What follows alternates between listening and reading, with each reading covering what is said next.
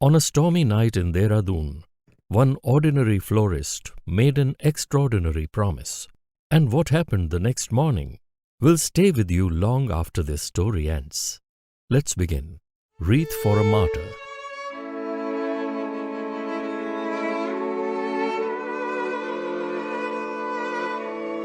This happened almost a decade ago.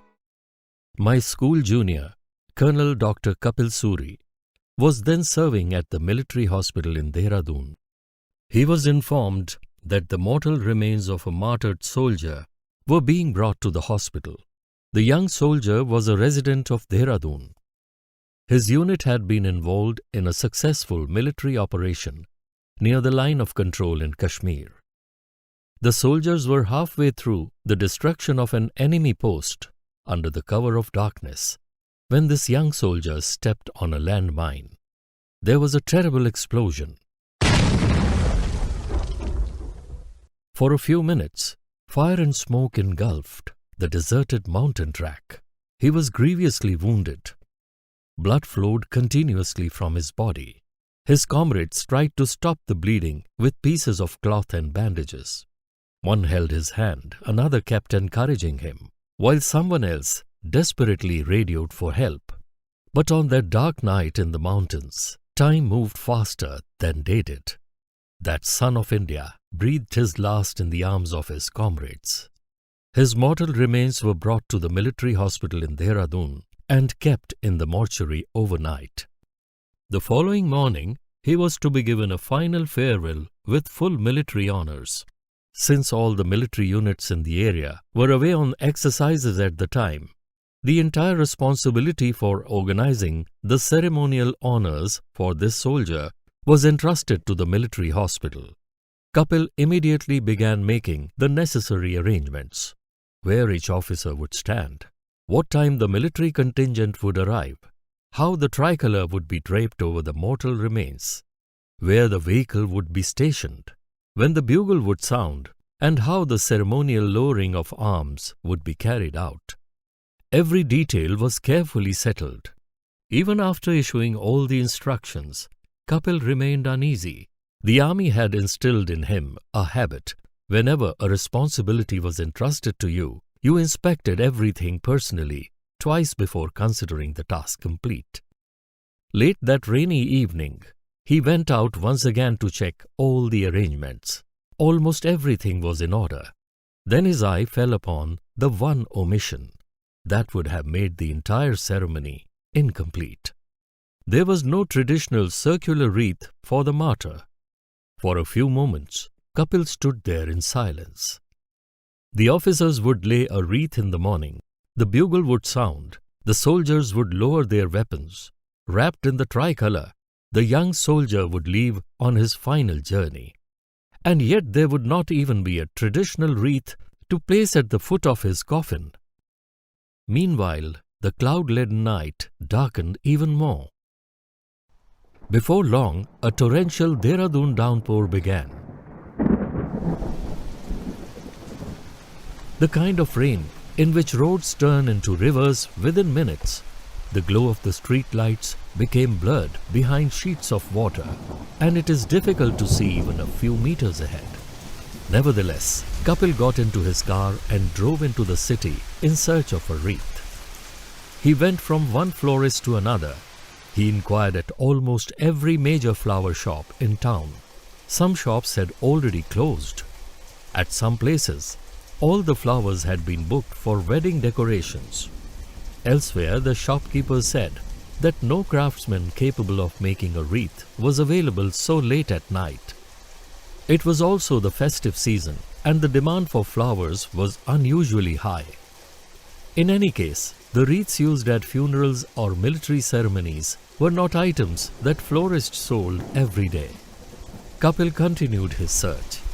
Some shops had no flowers, some had no time, and some had no desire to reopen their shops and begin work again at that hour. After searching as far as and all around the clock tower, Kapil finally turned back towards the hospital, deeply disappointed. The rain kept striking the windscreen. The wipers were moving at full speed. Yet the road had repeatedly vanished from sight. Only one question troubled him. The young soldier will be given his final farewell in the morning, but where will the wreath to honor him come from? In his agitation, his fingers began unconsciously tapping against the steering wheel. Then from some window of his memory, a few lines from Makhanlal Chaturvedi's celebrated Hindi poem, Pushp Ki Abhilasha, or The Flower's Wish in English, arose within him. I do not wish to be woven into the ornaments of a beautiful maiden. Pluck me, O gardener, and cast me upon the path upon which countless heroes tread to offer their lives to the motherland. Kapil felt as though the poem itself were questioning him that night. Was there not a single florist in a city as large as Dehradun who could make a wreath for a hero who laid down his life for the motherland? Lost in these thoughts, he drove slowly up the rain-soaked Rajpur road, carefully going around fallen trees and avoiding some branches now almost touching the road. Something caught his attention on the opposite roadside, near the narrow lane that turned towards Pine Hall School. Under a large buds and flowers inscribed garden umbrella, a modest florist was packing up his small pavement stall, trying to protect it from the rain. His shop too was almost closed. Kapil thought, there is no harm in asking once more. At the Dilaram Bazar crossing, he turned the car around and stopped beside the florist. Standing in the drizzle, he explained the entire situation.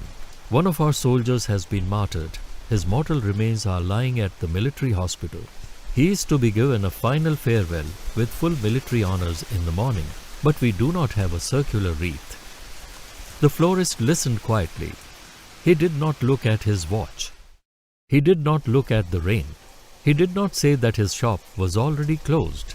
Nor did he ask where flowers could possibly be found at such short notice.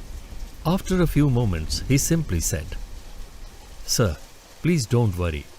A wreath will reach the military hospital before 8 tomorrow morning. There was no display or exaggeration in his voice, only quiet assurance. Kapil breathed a sigh of relief and offered to pay him some advance. The florist folded his hands. No, sir. Please allow me to deliver the wreath first. Kapil gave him his card. What is your name? Ravinder. Kapil thanked him and drove towards home.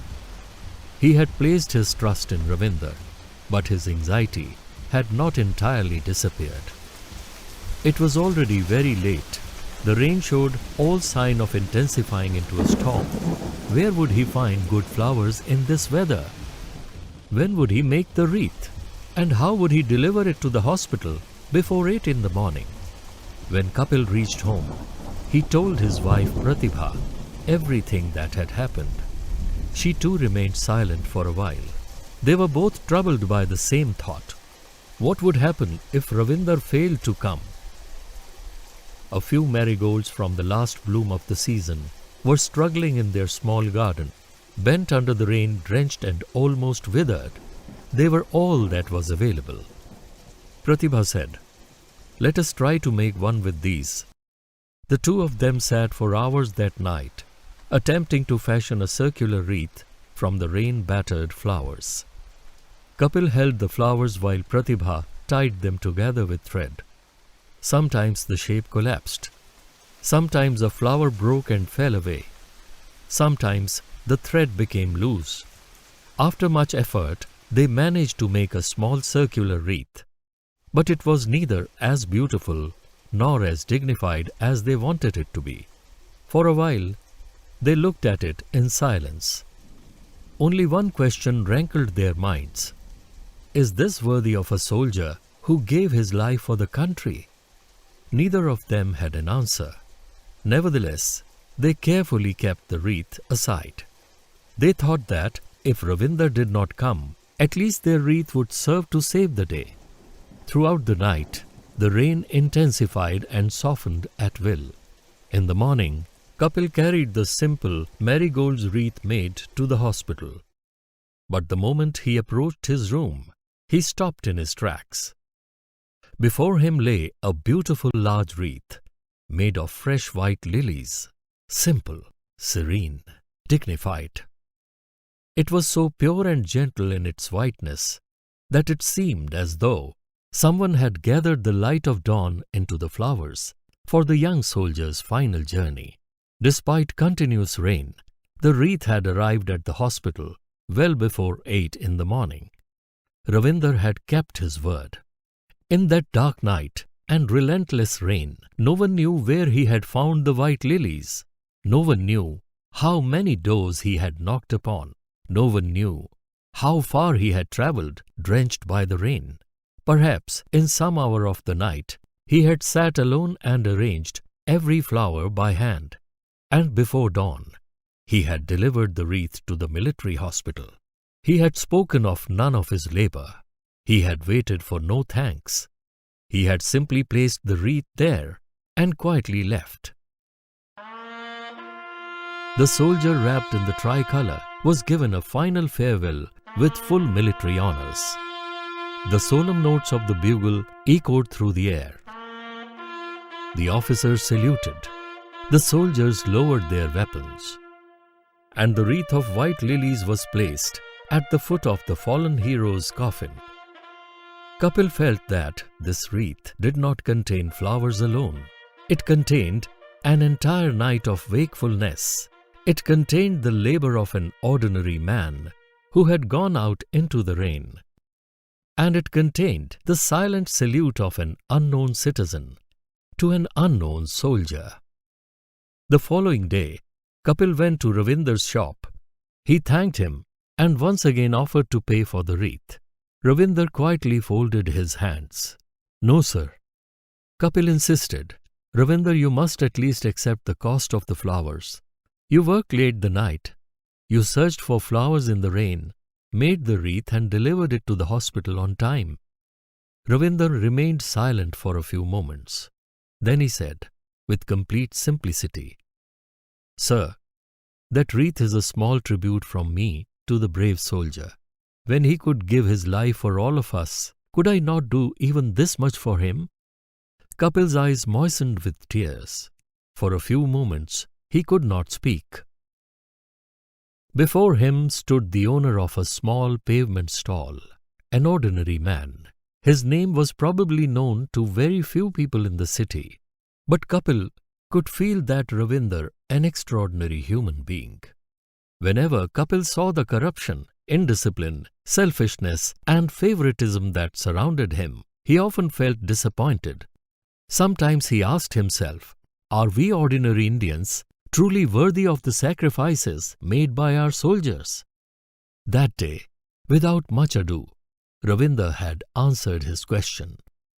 The wreath that reached the military hospital was not made merely of white lilies.